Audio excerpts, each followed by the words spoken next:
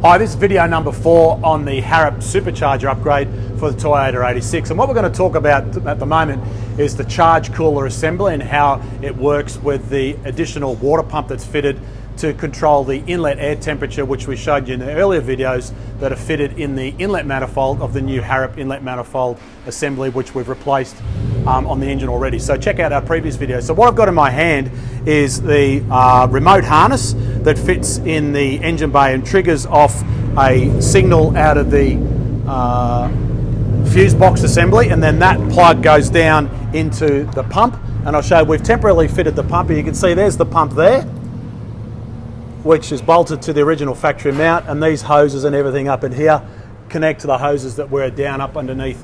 If you can see them right up the top, that come down and connect onto this part here. Now this pump controls the water flowing through the system, which goes through this additional radiator or the charge cooler that is fitted at the front of the car. And I'll just show you how this one fits and what it does. Got to be careful here. Goes up and fits